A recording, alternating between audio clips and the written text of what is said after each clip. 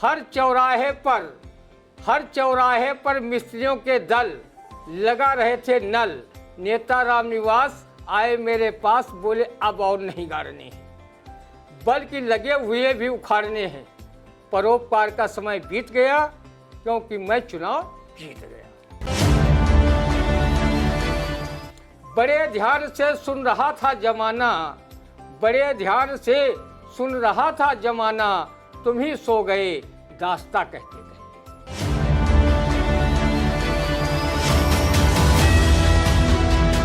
नमस्कार, स्वागत है आप सभी का आई इंडिया के खास शो रंदा में। खबरों पर रंदा चलाने के लिए आई इंडिया के स्टूडियो में मौजूद है वरिष्ठ पत्रकार, कवि एवं रंगकर्मी ज्ञान प्रकाश सिंह प्रतीक जी। तो प्रतीक जी, आपका बहुत बहुत स्वागत है आई इंडिया के स्टूडियो में। आज पहली खबर की शुरुआत करते हैं, जहां पूर्व विधायक रामपाल यादव पंचतत्व में हुए विलीन। उनके निधन से शोक में डूबा जनपद सीतापुर। इस पूर्व विधायक जो है रामपाल यादव के निधन पर क्या कहता रंदा, सुनते हैं। कबीर दास ने सही ही कहा है कि पानी जैसा बुलबुला जस मानस की जात, एक दिना छिप जाएगा जो तारे पर भात। एक दिना सब जाएंगे राजा रंक फकीर, और कोई चढ़ कांधे गया कोई बंधा जंजीर। इस मृतलोक में जो आया है उसे एक दिन यहाँ से जाना भी पड़ता है, यही प्रकृति का नियम भी है। विश्राम सागर के रचयिता बाबा राम स्नेही रघुनाथ दास ने भी लिखा है कि जो उपजय सो निश्चय नासय, जो नासय सो पुनः प्रकाश है। किसी ने यह भी कहा है कि ये दुनिया है आनी जानी सराय, कहीं खूब खूबा तो कहीं हाय हाय।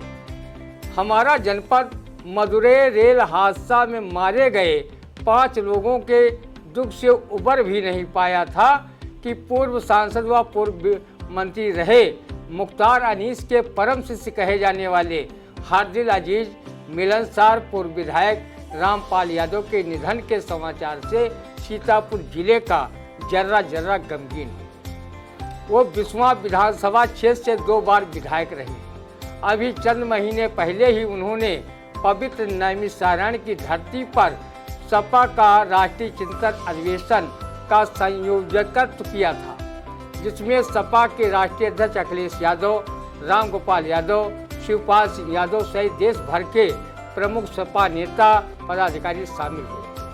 वो इधर बीमारी से पीड़ित होकर मेदांता अस्पताल में इलाज करा रहे थे, जहां उनका स्वर्गवास हो गया। उनके पैतृक गांव में संपन्न हुए अंतिम संस्कार में हर दल के नेता, वरिष्ठ कार्यकर्ता, समाजसेवी व विभिन्न व्यवसायों से जुड़े लोग शामिल हुए थे। मृत्यु को कौन रोक सका है। वो अपने सभी शुभचिंतकों को गमगीन कर वहां से चले गए, जहां से वापसी निकट भविष्य में संभव नहीं है। लेकिन उनका व्यक्तित्व, कृतित्व हमेशा लोगों के दिलों में जिंदा रखेगा। भगवान श्री कृष्ण ने गीता में अर्जुन को उपदेश देते हुए कहा था कि ये शरीर नश्वर है, आत्मा अजर अमर है। जिस प्रकार मनुष्य अपने फटे पुराने कपड़ों को त्याग कर नवीन वस्त्र धारण करता है, उसी प्रकार आत्मा पुराने शरीर को त्याग कर नए शरीर में प्रवेश करती है। रंदा आई इंडिया न्यूज चैनल की ओर से पूर्व विधायक रामपाल यादव के निधन पर शोक व्यक्त करता है तथा ईश्वर से प्रार्थना करता है कि वो उन्हें अपने श्री चरणों में स्थान दे। रंदा उन्हें शोक श्रद्धांजलि इस शेर से देता है। बड़े ध्यान से सुन रहा था जमाना, बड़े ध्यान से सुन रहा था जमाना, तुम ही सो गए दास्ता कहते कहते। बड़े ध्यान से सुन रहा था जमाना, तुम ही सो गए दास्तां कहते कहते। आई इंडिया परिवार की ओर से पूर्व विधायक रामपाल यादव के निधन पर उन्हें शोक संवेदना व्यक्त करता है और ईश्वर से प्रार्थना करता है कि उन्हें अपने चरणों में स्थान प्रदान करे। अगली खबर, रसोई गैस सिलेंडर 200 रुपए सस्ता, 75 लाख महिलाओं को नई उज्ज्वला कनेक्शन। इस 200 रुपए सस्ते पर क्या कहेगा रंदा, सुनते हैं। 200 रुपया गैस सिलेंडर सस्ता करके सरकार ने नहीं मामा से काना मामा की कहावत को साकार किया है। रंदा सरीखे उपभोक्ताओं के पीठ पर गुड़ मलने का एहसास तो तब होता जब राजस्थान, कर्नाटक राज्य की तरह गैस सिलेंडर 500 रुपये का होता। रंदा इसे महिलाओं को रक्षाबंधन का तोहफा माने या फिर लोकसभा व कई राज्यों के चुनाव नजदीक आते देख चुनावी रेवड़ियों की बरसात में से उसे एक नमूना माने। रंदा कई वर्षों से एलपीजी गैस के बढ़े दामों का रोना रोता आ रहा था। उसकी कोई सुनने वाला नहीं था।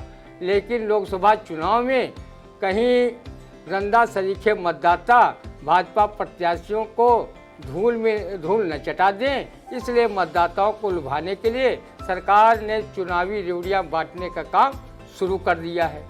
अब विपक्षी इंडिया गठबंधन के नेता कहने लगे हैं, जब सामने लगी हार दिखने तो रेवड़ियां लगी बटने।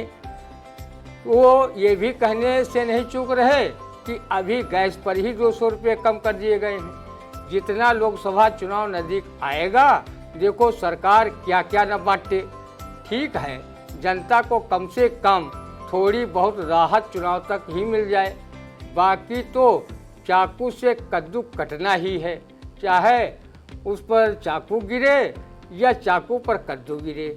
चुनाव के समय यही सब जब दिल्ली के मुख्यमंत्री केजरीवाल करते हैं तो उनको हमारे विश्वगुरु प्रधानमंत्री व सत्यवादी राजा हरिश्चंद्र के नवीन संस्करण नरेंद्र मोदी जी टिप्पणी करते हैं कि केजरीवाल की सरकार वोट की राजनीति के लिए मुफ्त में रेवड़ियां बांटती है।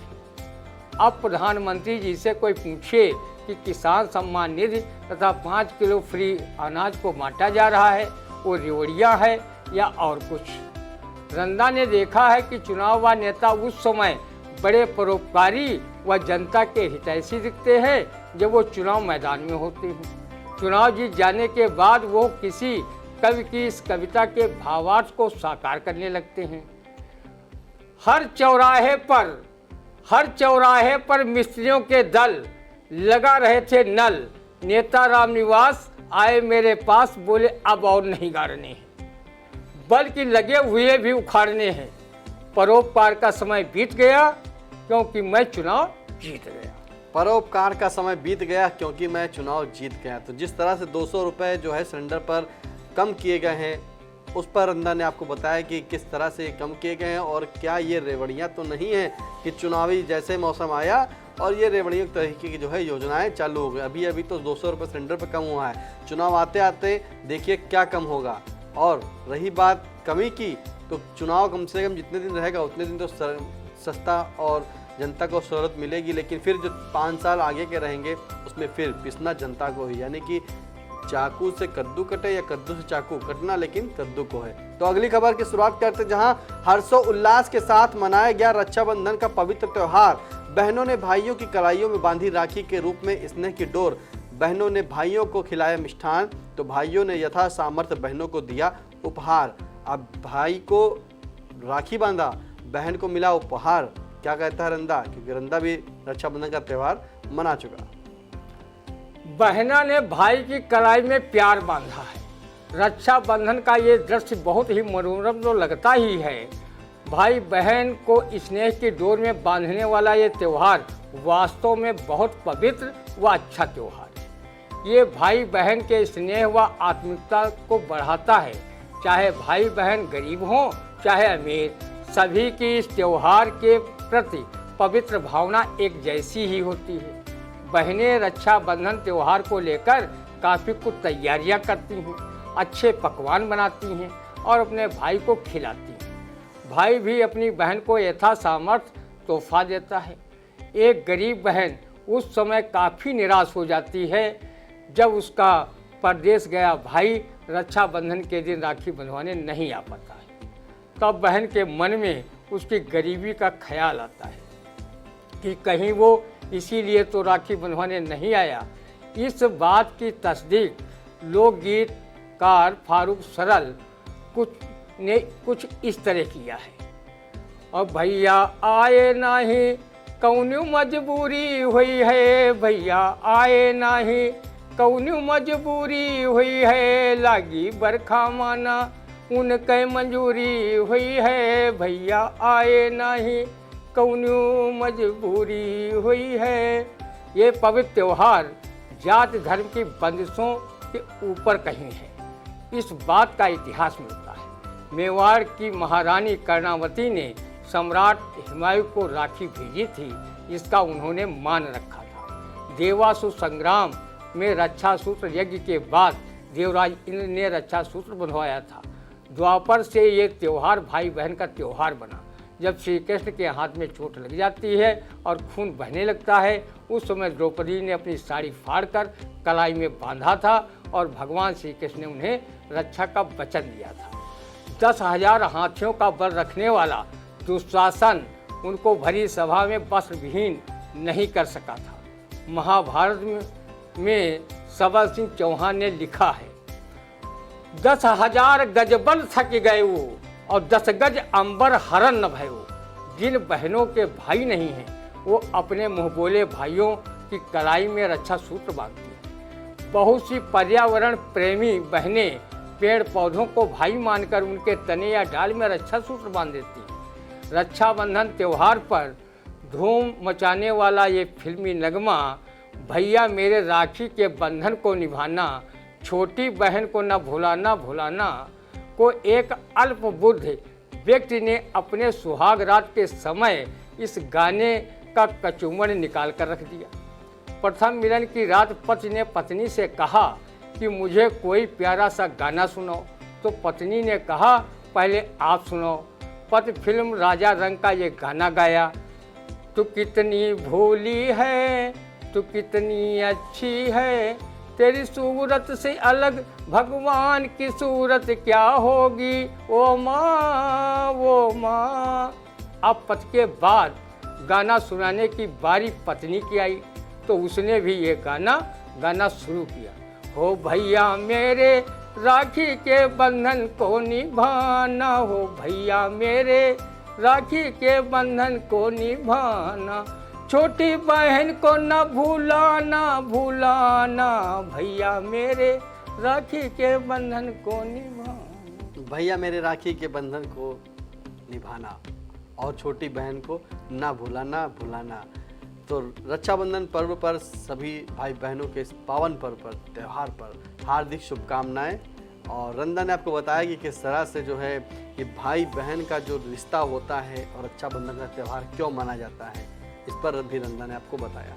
कैसा लगा रंदा का कार्यक्रम कमेंट करके जरूर बताइएगा। और हाँ, अभी तक अगर आपने आई इंडिया को सब्सक्राइब नहीं किया है तो यूट्यूब पर जाकर आई इंडिया चैनल को करें सब्सक्राइब, लाइक, नोटिफिकेशन को करें प्रेस, और साथ में कोई सुझाव हो तो कमेंट के माध्यम से जरूर बताएं। फिर मिलते हैं आपसे अगले रंदे के कार्यक्रम में।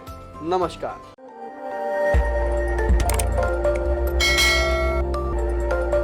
खबर आपकी, नजर हमारी। देखते रहिए आई इंडिया।